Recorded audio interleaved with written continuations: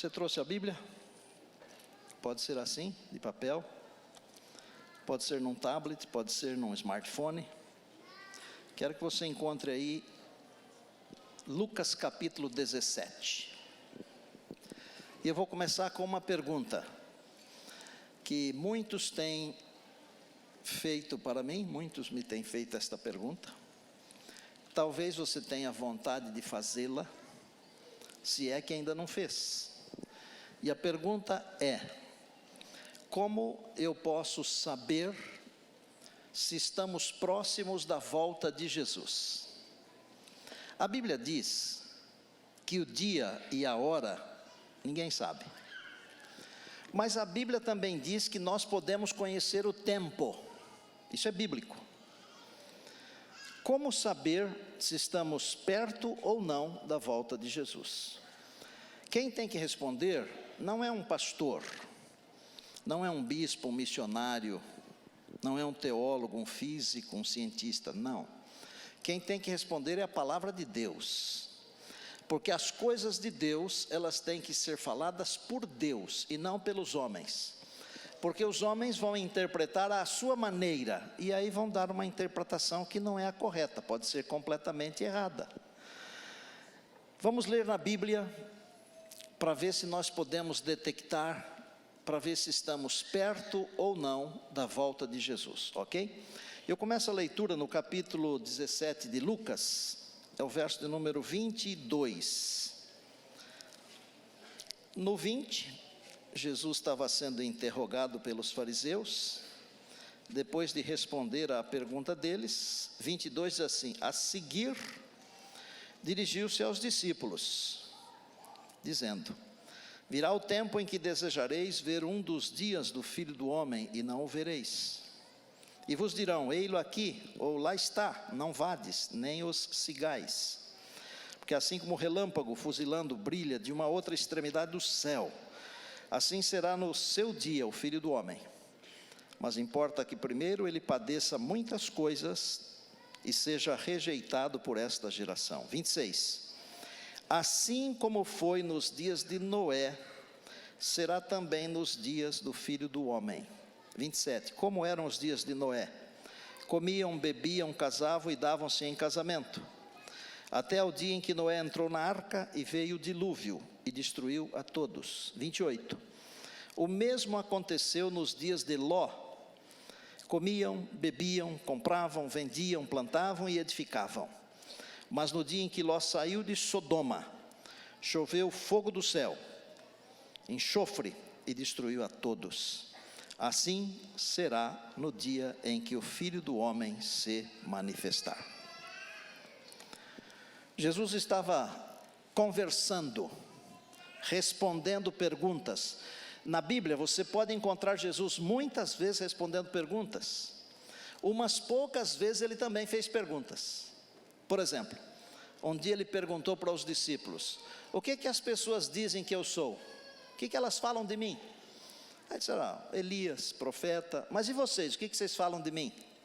Foi quando Pedro falou: tu és o Cristo, o Filho do Deus vivo. Lembram disso aí? Mas muitas vezes Jesus é encontrado respondendo perguntas, porque ele é o grande mestre, esteve aqui como grande mestre, e um grande mestre sempre tem que responder perguntas. Agora a pergunta de hoje é: como posso saber se estamos próximos da volta de Jesus? Jesus deu 2 indícios, 2 dicas, 2 ideias. Ele falou assim: como nos dias de Noé. Ele falou assim: como nos dias de Ló. Para nós sabermos como eram os dias de Noé e como eram os dias de Ló, nós temos uma visão, não é, Alfredo? Nós temos uma ideia de como eram aqueles dias. Nós temos que pesquisar na Bíblia para ver que declaração a Bíblia faz a respeito daqueles dias, tanto de Noé quanto de Ló. Vamos olhar o Gênesis. Acompanhem comigo o capítulo 6 do Gênesis, rapidamente.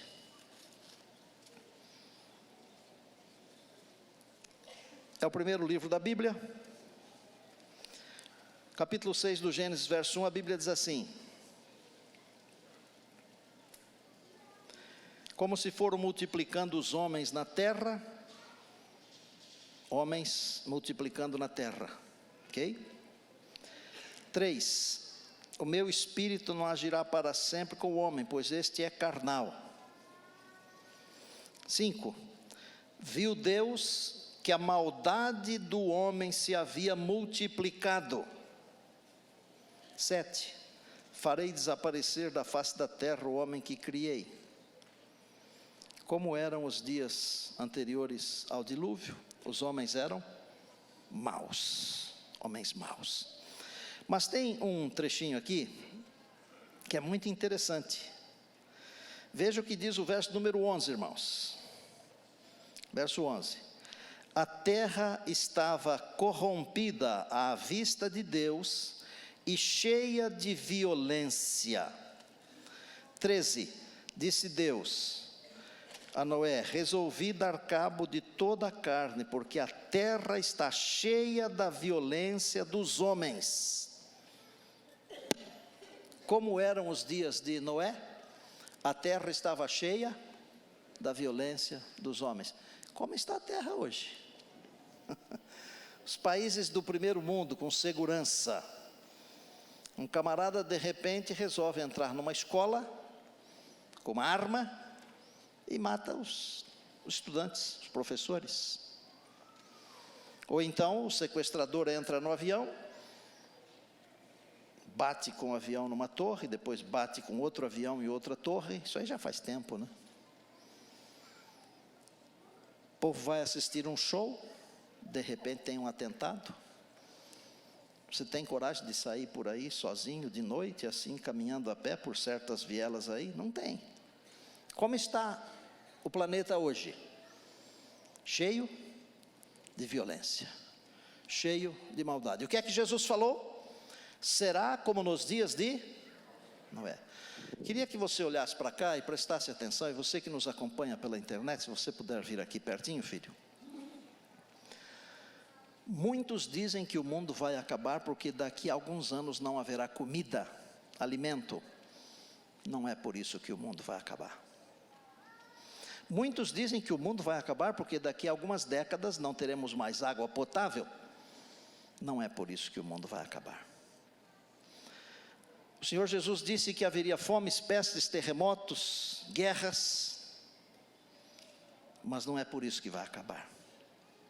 Porque Jesus falou, como nos dias de Noé, a terra estava cheia da maldade e da violência dos homens. Irmãos, podem até dizer para mim, pastor, essas coisas sempre existiram, porque eu vou concordar com vocês. Mas elas sempre existiram, nunca com tanta intensidade. Nunca. E o apóstolo Paulo, em 1 Tessalonicenses, no capítulo 5, nos versos de 1 a 3, ele diz que será como uma mulher que está para dar à luz. A intensidade das contrações é diferente no começo para o momento em que vai nascer o bebê. É diferente. O nosso mundo está gemendo de dores por causa da maldade e da violência, da corrupção, da maldade do homem. Mas Jesus não falou que era só igual nos dias de Noé, certo, Godoy? Ele falou também que seria como nos dias de Ló. Como eram os dias de Ló? Gênesis 19, rapidamente, porque aqui quem fala é a palavra, quem fala é o Senhor. 19:1, Gênesis. Ao anoitecer, vieram os dois anjos a Sodoma, a cuja entrada estava Ló, assentado, e aqui diz que ele os convidou para entrar, lavou os pés, deu comida, aquela coisa toda. Instou com eles muito, para que entrassem, verso 3. 4, antes que se deitassem, os homens daquela cidade cercaram a casa. Os homens de Sodoma, tanto moços como velhos, sim, todo o povo de todos os lados da casa. E chamaram por Ló e lhe disseram, onde estão os homens que à noitinha entraram na tua casa? Traze-os fora a nós, para que abusemos deles. Eu não sei se alguém tem aqui a versão, a NVI, a nova versão internacional, tem aí? A expressão é para que tenhamos relações com eles. Que tal? Tem a história de Ló falando, não façam isso, porque eles são meus convidados. Tem as minhas filhas aí, são virgens. Olha que absurdo. E ainda deram uma moral em cima dele. Falou, só você é estrangeiro, quer ensinar a gente aqui? Como é que eram os dias de Ló? Os dias de Ló eram dias de alta pecaminosidade. Para não falar sozinho, eu quero que você encontre aí o que está escrito no Gênesis capítulo 13, verso 13, para você ver o que declaração a Bíblia faz dos homens de Sodoma.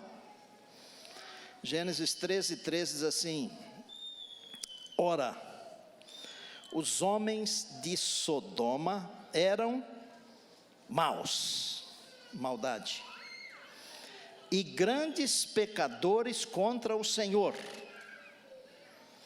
Amados irmãos, um dos grandes problemas de Sodoma era a perversão sexual em todas as suas esferas. Os relacionamentos homossexuais condenados com veemência pela Bíblia Sagrada eram praticados e incentivados abertamente, como nos dias de hoje. A Bíblia chama tudo isso de abominação, não sou eu, é a Bíblia. Levítico 18, 22. Mas quero falar uma frase aqui.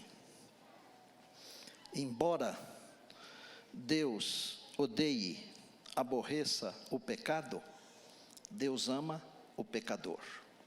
Está claro?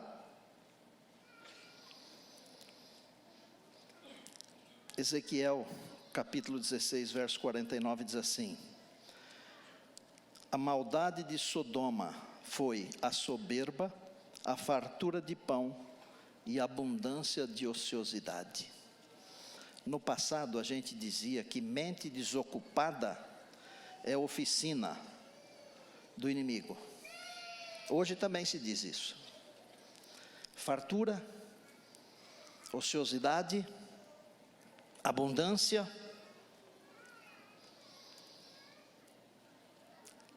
vive-se por prazer e nada mais. Faça as coisas por prazer e nada mais. Não se tem mais moral. Os bons costumes foram jogados na lata do lixo. Prazer está acima de tudo. E se você quiser ver como a fúria se vira contra você, é só você não apoiar certos grupos especiais. O mundo está virado. A maldade e a pecaminosidade. Judas, no verso 7, diz assim, assim como Sodoma e Gomorra e as cidades circunvizinhas, que havendo-se entregue à fornicação como aqueles, e ido após outra carne, foram postas, por exemplo, sofrendo pena de fogo eterno. Mas o mesmo livro da Bíblia, a mesma Bíblia, em 1 Pedro 2 diz assim, porém Deus livrou o justo Ló. Por quê? Porque ele, habitando entre eles, afligia todos os dias a sua alma justa, vendo e ouvindo sobre as suas obras injustas. Deus pode salvar pessoas que vivem no meio da impiedade. Deus pode salvar pessoas que vivem no meio de um mundo mau, corrompido, pecaminoso, cheio de violência. A terra violenta não é a Síria, não é o Rio de Janeiro, não é o Capão Redondo, é o mundo. O mundo todo está em violência. Não se tem mais segurança em lugar nenhum, não tem mais.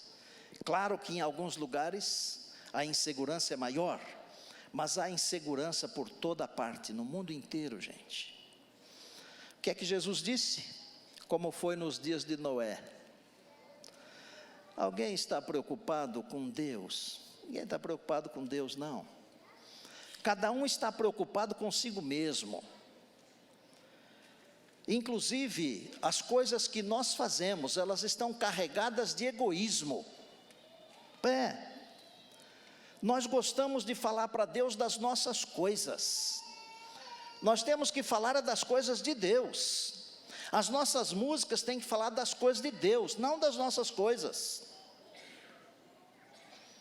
O nosso louvor e a nossa adoração tem que estar centralizados em Deus e não em nós. E eu falei outro dia que a nossa audiência aqui é o Senhor, não somos nós, é Deus.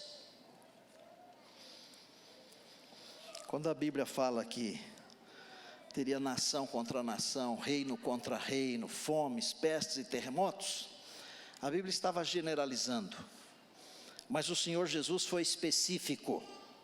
É como quando você vai ao médico e ele diz assim: olha, esse remédio aqui serve para um monte de coisa, agora para o seu problema tem que ser o remédio tal.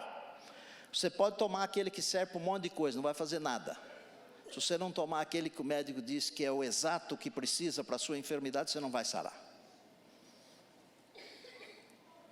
Qual foi o remédio que Jesus falou? Qual foi o tal? Ele falou: como nos dias de Noé, como nos dias de Ló.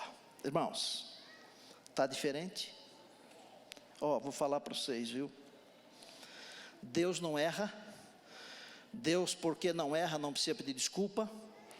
Mas se Jesus não vier logo, Deus terá que pedir desculpa para Sodoma e Gomorra.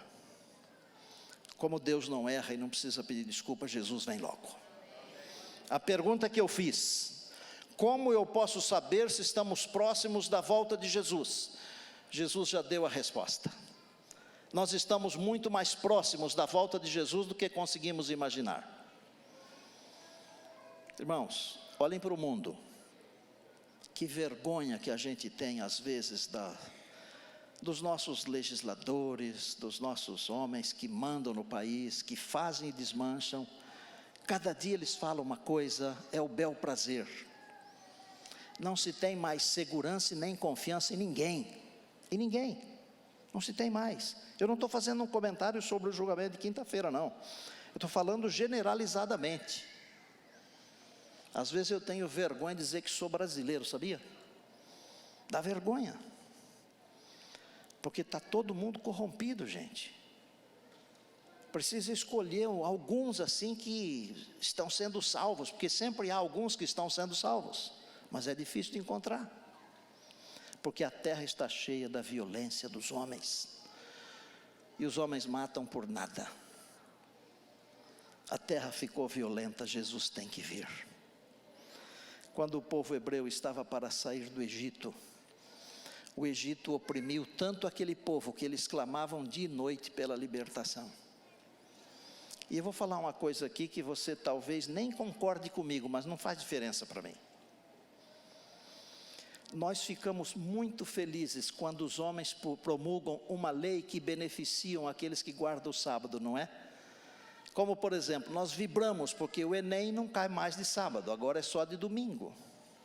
Você acha que isso aí vai durar muito? Não, você pode fazer os concursos no outro dia, as provas no outro dia. Você acha que vai durar muito? Não vai. Isso está servindo sim como uma armadilha, porque dá a impressão para nós que vai demorar, mas não vai. Porque o mundo está cheio da maldade e da violência dos homens. E Jesus não mentiu para mim, Ele não mentiu para você, como nos dias de Noé e como nos dias de Ló. Amados, eu quero estar preparado, viu? Eu quero estar pronto, porque muito em breve Jesus voltará. Pastor, como é que a gente faz para não se envolver com essas coisas? A gente tem que ter comunhão pessoal, individual, intransferível, para não se envolver nas falcatruas desse mundo aqui. E é envolvente, viu, gente? É envolvente. As pessoas estão sendo envolvidas pouco a pouco. Quando percebem, não dá mais para voltar. Porque andaram com os pecadores, pararam no caminho, na roda dos escarnecedores, e se assentaram com os ímpios. É o Salmo. Bem-aventurado o homem que não anda, que não se detém, que não se assenta. É bem-aventurado. Gente, Nós estamos aqui no mundo, mas nós não somos desse mundo não. O modelo nosso não é o do mundo. Não é. O nosso modelo é o Senhor Jesus. E Ele virá muito em breve para buscar aqueles que acreditaram nele. E eu estou me preparando para me encontrar com Ele. E eu quero que você se prepare também. Gostaria que hoje à tarde você desse uma olhada no Gênesis. Estude um pouquinho a história do dilúvio. É pouquinho. Estude um pouquinho a história de Sodoma, de Ló. É pouquinho. E você vai descobrir que nós estamos vivendo nos últimos dias da história deste mundo, porque Jesus está voltando. Quer estar pronto? Deposite a sua vida aos pés do Senhor Jesus. Peça para Ele livrar você desse mundo aqui, desse mundo de corrupção, de maldade, de violência. Parece que no nosso mundo tem muito mais valor quem não é honesto do que quem é honesto. Mas é nesse mundo que parece isso. No mundo de Deus tem valor quem é honesto. No mundo de Deus tem valor quem é puro. No mundo de Deus tem valor quem cuida com a moral, com os bons costumes. Não é legalismo, é transformação interna, é a presença do Senhor na nossa vida. E gente, se o Senhor estiver presente na nossa vida diuturnamente, todos os dias, dia e noite, sempre, nós seremos transformados. Eu não quero dizer que seremos perfeitos, porque enquanto estivermos neste mundo aqui, nós não somos perfeitos. Mas eu quero dizer que nós vamos vencendo, passo a passo, o pecado, e muito em breve o Senhor nos livrará por completo. Feche os seus olhos e antes de cantarmos para irmos embora, vamos orar ao Senhor. Tire um segundinho, faça a sua oração pessoal, depois eu quero orar aqui da frente. Feche os seus olhos, incline a cabeça.